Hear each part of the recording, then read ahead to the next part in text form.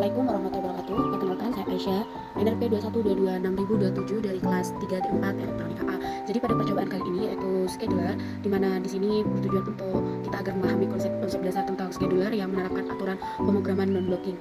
Jadi di sini akan menggunakan konsep multitasking berbasis scheduler non-blocking tadi. Kemudian di sini seperti biasa dibagi menjadi button.h. Jadi seperti biasa di sini akan dibagi pembagian kelasnya pada header.h dan .c-nya. Jadi pada button di sini fungsinya di sini ada button 1, kemudian button 2, button 4 ini mengembalikan nilai bertipe unsigned char yang di sini ini untuk mendeteksi status tombol seperti apakah tombol ini ditekan atau tidak. Kemudian setelah itu pada task.h di sini itu di sini ada task 1 hingga task 4 ini dideklarasikan void ya. Ini berarti mereka ini tidak akan mengembalikan nilai. Nah, ini itu untuk memperbarui status atau logika masing-masing tugas. Kemudian pada seos.h-nya sendiri di sini itu seperti biasa ini terdapat SCH max task 4-nya. Jadi ini ada 4 tugas sama seperti pada task.h tadi. Kemudian di sini ada return normal, kemudian ada return error juga. Ini buat ngedeteksi dia tuh mendeteksi dia itu berhasil atau gagal. Kemudian juga di sini ada error SCH too many text sama error SCH cannot delete text. Ini itu untuk memberikan informasi saat terjadi kesalahan terkait jumlah tugas ataupun penghapusan tugas. Kemudian di sini itu menginisialisasi timer dengan periode tertentu. Kemudian setelah itu pada counter di sini seperti biasa ada counter show, counter update, counter zero, counter get value.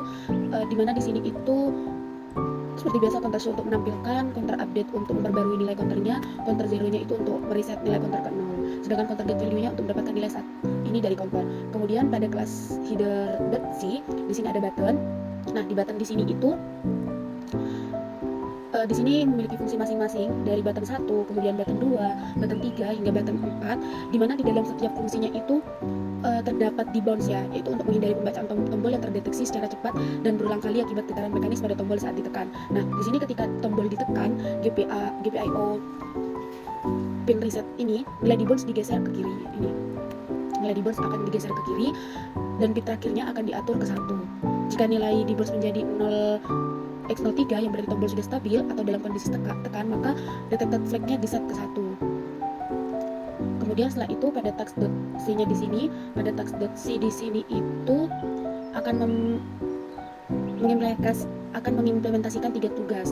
Setiap tugas ini akan diperbarui dengan fungsi task1_update atau task2 ataupun task3. Jadi pada task1 update ini akan menunggalkan LED kuning pada setiap eksekusinya. Kemudian task2 update-nya ini dia akan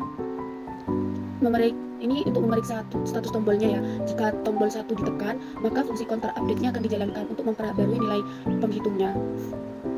Kemudian jika counter 0 ditekan, maka dia akan mereset. Kemudian task 3 update-nya di sini ada beberapa state, mulai dari cache on, cache off seperti itu.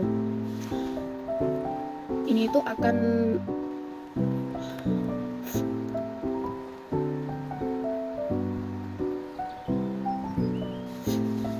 kemudian pada seosnya di sini, untuk seosnya sendiri di sini itu ini akan mengimplementasikan sistem text scheduler berbasis waktu menggunakan timer pada microcontroller. Kemudian counter.c-nya di sini, counter.c-nya ini untuk implementasi dari operasi counternya yang akan mengontrol tampilan nilai pada LED-nya melalui port GPIO-nya ini. Kemudian pada main.c-nya ini akan menginisialisasi berbagai peripheral dan perangkat keras yang dibutuhkan oleh microcontrollernya ini. Nah, di sini kemudian seperti biasa ada SCH init-nya, ada SCH start-nya. Kemudian untuk simulasinya dapat dilihat pada video berikut ini.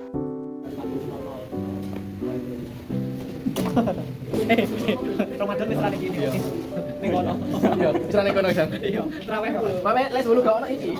Mari bolu gak ono. Ayo kan lanjut. Lanjut. Aku nek kos lanjut.